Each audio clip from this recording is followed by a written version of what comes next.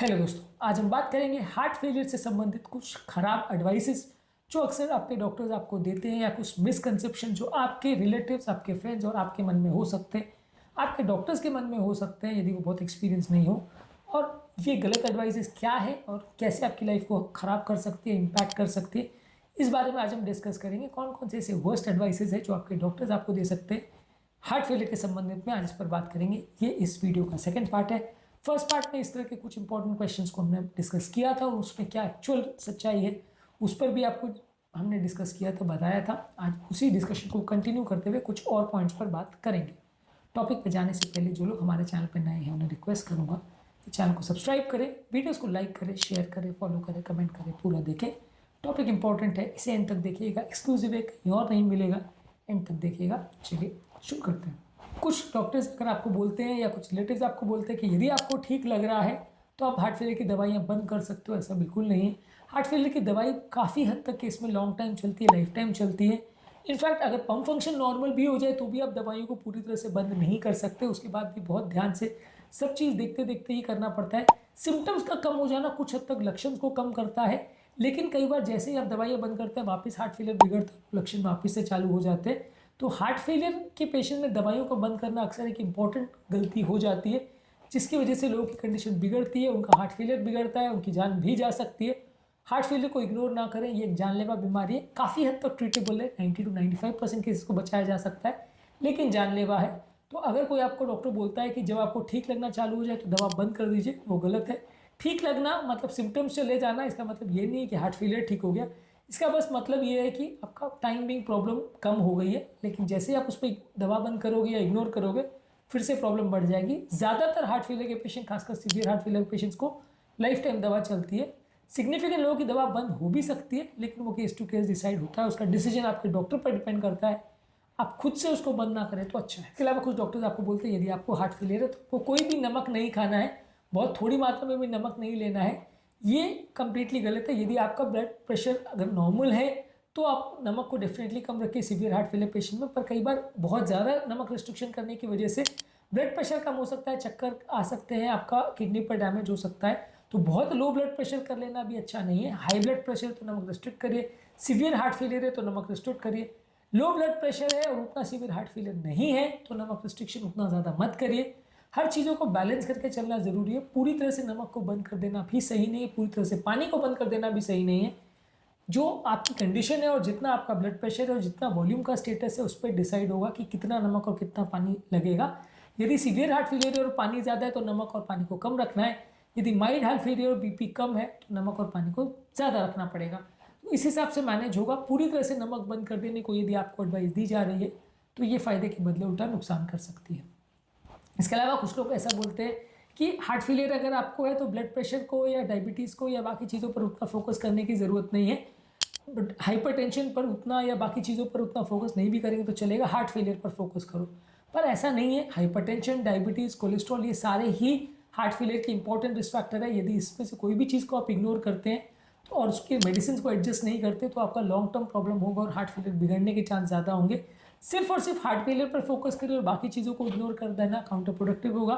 इससे नुकसान होगा आपको हर एस्पेक्ट पर, चाहे वो हार्ट फेलियर है या उससे संबंधित रिस्क फैक्टर है, चाहे उसका डाइट है, चाहे उसका एक्सरसाइज है, चाहे उसकी दवाई है, चाहे वो बीपी, शुगर, कोलेस्ट्रॉल की या किडनी की या कोई भी बीमारी है जो हार्ट फेलियर से रिलेटेड है, सबकी दवाइयों पर फोकस करना ज़रूरी है।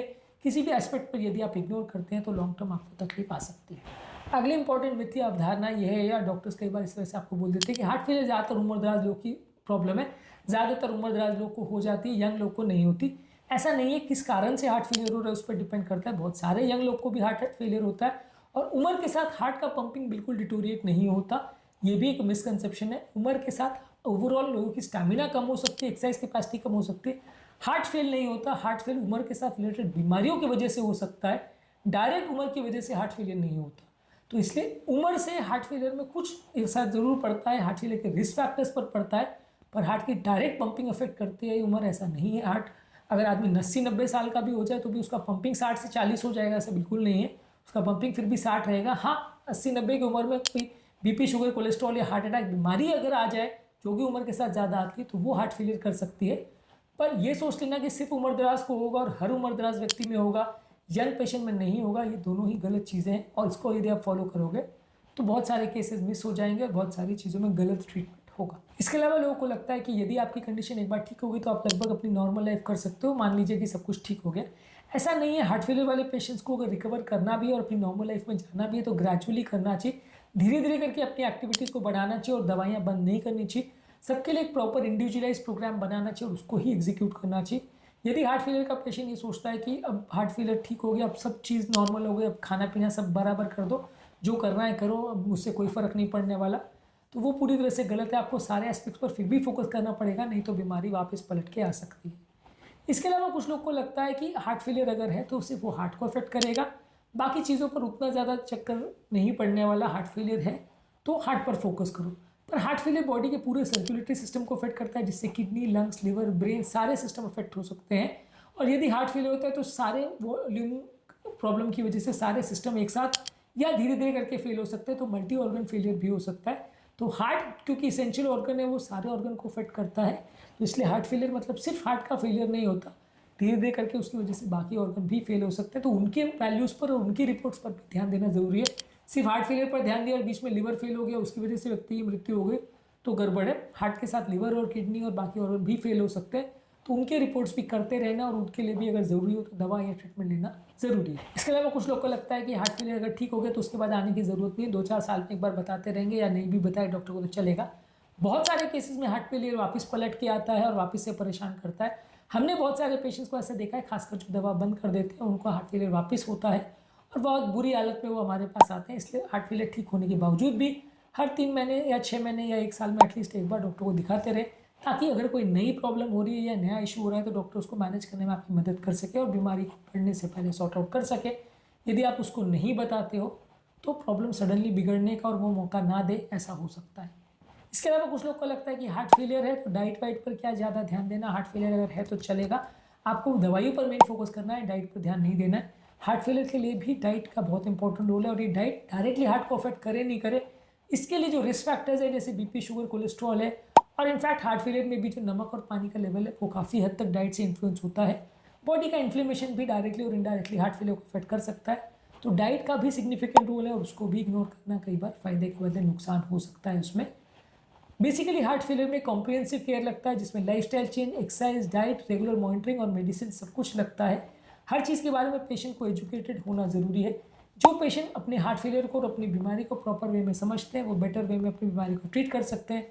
जो पेशेंट्स को नहीं प्रॉपर समझते वो उनको बाद में जाके ज़्यादा प्रॉब्लम आती है।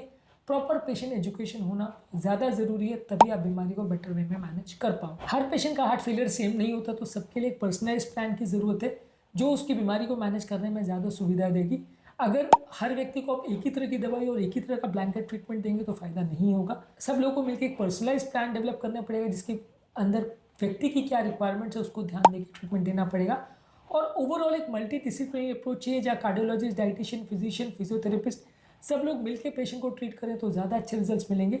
यदि एक अकेले को आप दिखा रहे हो और डिस्कस कर रहे हो और वो बाकी चीज़ों पर ध्यान नहीं दे रहा है, खासकर आपकी डाइट पर, फिजियोथेरेपी पर और बाकी बीमारियों पर, खासकर बीपी, शुगर, कोलेस्ट्रॉल पर, तो सब चीज़ों में आपको नुकसान होगा। हर एस्पेक्ट पर बराबर फोकस देना और हर एस्पेक्ट पर ध्यान देना बहुत ज़्यादा ज़रूरी है, नहीं तो बीमारी उतना अच्छा रिस्पॉन्स नहीं करेगी, रिजल्ट्स उतने अच्छे नहीं मिलेंगे। आज के टॉपिक में हमने कुछ इंपॉर्टेंट मिथ्स, अवधारणाओं पर और डॉक्टर की गलत सलाहों पर बात करी, जो डॉक्टर कई बार लूजली आपको बता देते हैं और ये कई बार काउंटर प्रोडक्टिव होता है, पेशेंट को फायदे के बजाय नुकसान होता है। इसलिए इन सब चीज़ों के बारे में जानना और सही राय डेवलप करना ज़रूरी है।